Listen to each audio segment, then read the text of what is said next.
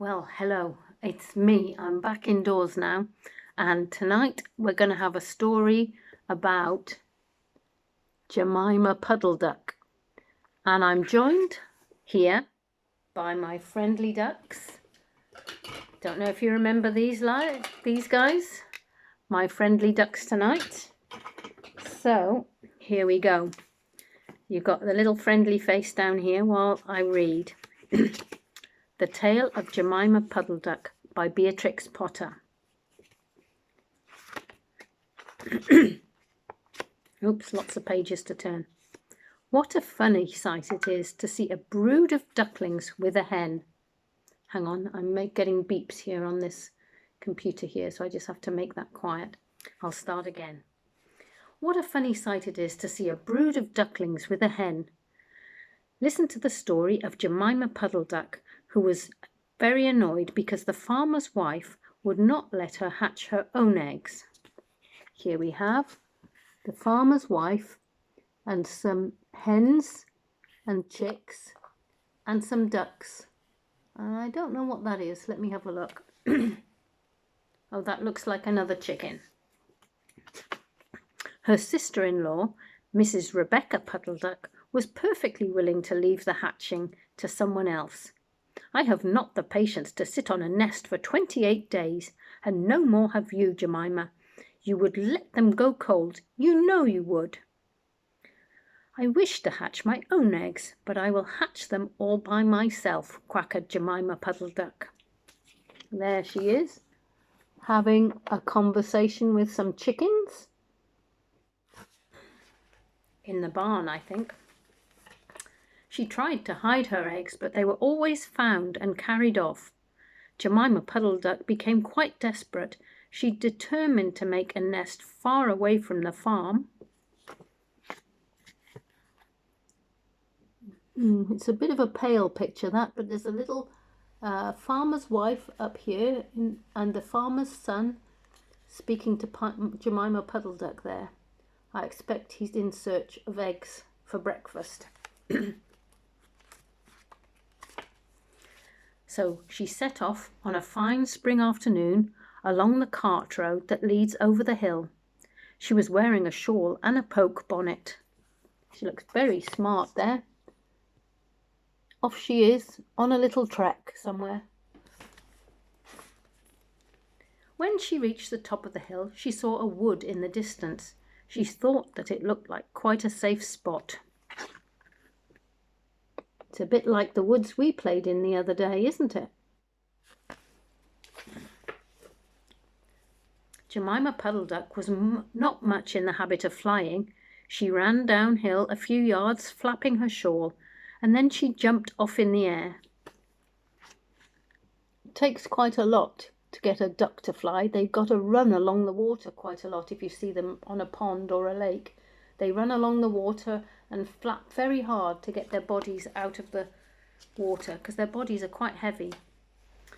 She flew beautifully when she had got a good start. She skimmed along over the treetops until she saw an open place in the middle of the wood where the trees and brushwood had been cleared.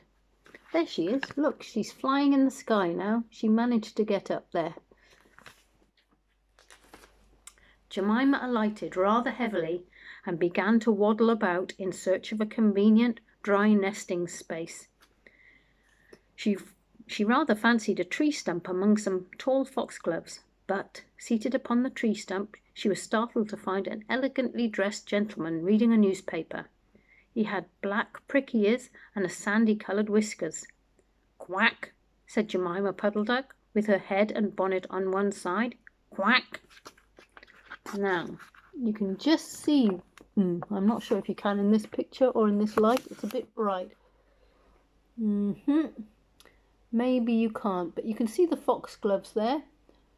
And, oh yes, look up here. You can see the tips of some ears hiding behind a tree stump there. Oh, it's a newspaper he's hiding behind. Have a closer look. Somebody's reading a newspaper with black spiky ears. The gentleman raised his eyes above his newspaper and looked curiously at Jemima. "Madam, have you lost your way?" he said. He had a long bushy tail, which he was sitting upon, as the tree stump was somewhat damp. Jemima thought him mighty civil and handsome. She explained that she had not lost her way, but that she was trying to find a convenient dry nesting place. Look, the gentleman is appearing over the newspaper here and having a conversation with Jemima. It's a bit of a fuzzy picture, that one, but I hope you can see it. "Ah, is that so?" "Indeed." The gentleman with sandy whiskers, looking curiously at Jemima. He folded up his newspaper and put it in his coat-tail pocket. Jemima complained of the superfluous hen. "Indeed, how interesting. I wish I could meet with that fowl. I would teach it to mind its own business."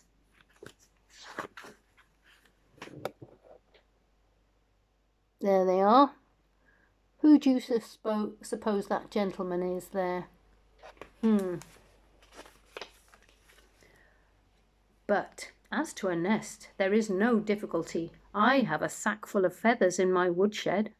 "No, my dear madam, you will be in nobody's way. You may sit there as long as you like," said the bushy, long-tailed gentleman. He led the way to a very retired, dismal-looking house among the foxgloves. It was built of faggots and turf, and there were 2 broken pails, one on top of another, by way of a chimney. It's like a little shack there. Can you see a little shack? There is 2 broken buckets on the roof, which is supposed to be his chimney. "This is my summer residence. You would not find my winter house so convenient," said the hospitable gentleman. There was a tumble-down shed at the back of the house, made from old soap boxes. The gentleman opened the door and showed Jemima in. Looks a bit suspicious to me, doesn't he? Can you see Jemima just disappearing inside there? And he's got his hand on the door. I don't trust that.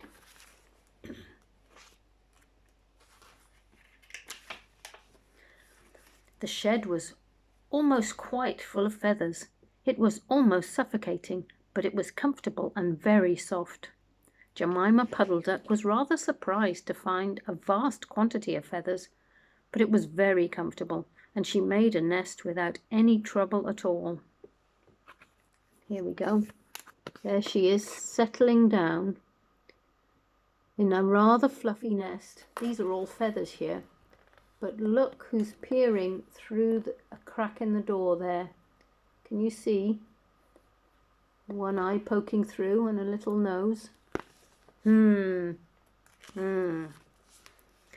When she came out, the sandy-whiskered gentleman was sitting on a log reading the newspaper. At least he had it spread out, but he was looking over the top of it. He was so polite that he seemed almost sorry to let Jemima go home for the night. He promised to take great care of her nest until she came back again the next day. He said he loved eggs and ducklings. He should be proud to see a fine nestful in his woodshed. That's him reading his paper as Jemima's coming out from the shed. Bit suspicious, I think. Jemima Puddle Duck came every afternoon. She laid 9 eggs in the nest. They were greeny white and very large. The foxy gentleman admired them immensely. He used to turn them over and count them when Jemima was not there. At last, Jemima told him that she intended to begin to sit the next day, and I will bring a bag of corn with me so that I need never leave my nest until the eggs are hatched. They might catch cold, said the conscientious Jemima. There's the foxy gentleman turning the eggs. See, there's the nest here with all the eggs in. Madam, I beg you not to trouble yourself with a bag. I will provide oats, but before you commence your tedious sitting, I intend to give you a treat. Let's have a dinner party all to ourselves. May I ask you to bring up some herbs from the farm garden to make a savoury omelette? Sage and thyme and mint and 2 onions and some parsley. I will provide lard for the omelette, said the hospitable gentleman with sandy whiskers. I think he's being a little bit too accommodating there. Still suspicious, I think. Jemima Puddle Duck was a simpleton. Not even the mention of sage and onions made her suspicious. She went round the farm garden, nibbling off snippets of all different sorts of herbs that are used for stuffing roast duck. Doesn't sound good, does it? Well, there she is in the garden, pecking away at getting the right sort of provisions and herbs. And she waddled into the kitchen and got 2 onions out of a basket. The collie dog met her coming out. What are you doing with those onions? Where do you go every afternoon by yourself, Jemima Puddle Duck? Jemima was rather in awe of the collie. She told him the whole story. The collie listened with his wise head on one side, like that. He grinned when she described the polite gentleman with sandy whiskers. There, she's having the conversation with the nice collie dog. There's the 2 onions she was collecting.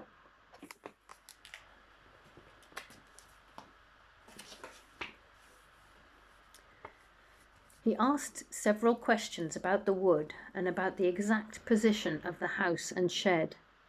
Then he went out and trotted down the village. He went to look for 2 foxhound puppies who were out walking with the butcher. There. Now, there's the house. There's some collie dogs there. And there is a horse pulling a cart, which is the farmer's cart. And on that cart, I think might be what the farmer is going to try and sell to the cottages. Bits of food and bits of milk, maybe. Well, let me have a look. I can't really see what it is. Oh, it might be the farmer sitting in a carriage there. It's a bit blurry and even I can't see with my glasses on. But there's no surprise. Jemima Puddle Duck went up to the cart road for the last time on a sunny afternoon. She was rather burdened with bunches of herbs and 2 onions in a bag. She flew over the wood and alighted opposite the house of the bushy long-tailed gentleman. She's walking along, but she's got this heavy sack with her this time, so she's not going quite so fast.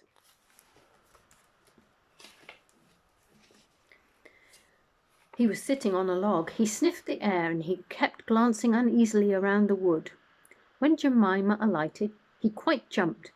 Come into the house as soon as you can and have a look at your eggs. Give me the herbs for the omelette. Be sharp.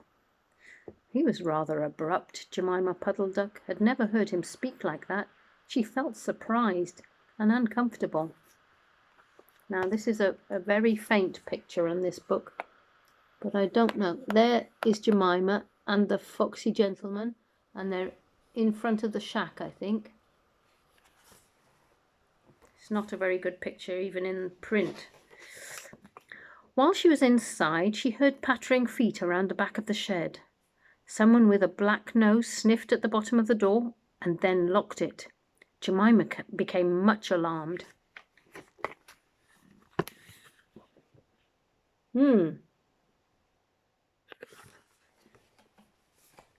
Oh, look, I'll show you again.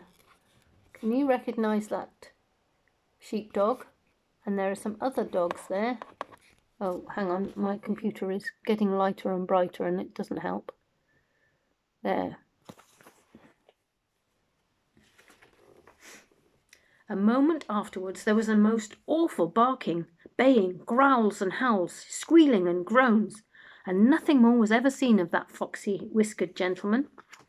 You can just see the dogs here.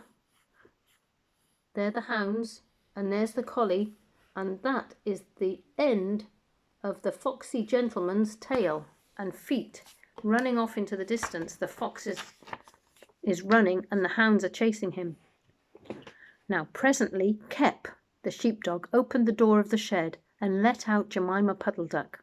Unfortunately, the puppies rushed in and gobbled up all the eggs before he could stop them.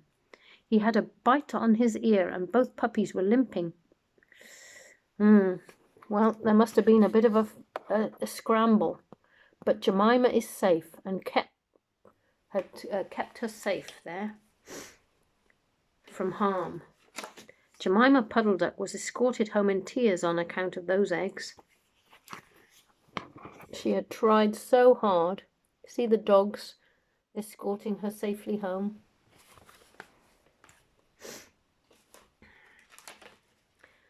She laid some more eggs in June, and she was permitted to keep them herself, but only 4 of them hatched. Jemima Puddle Duck said that it was because of her nerves, but she had always been a bad sitter. But at least, luckily now, you can see she's happily got 1, 2, 3, 4 little ducklings. The end. So I hope you enjoyed that story tonight. I'll upload it now so that hopefully you can still get it in time before you go to sleep tonight. So sleep well, and I'll do another one tomorrow. Night night.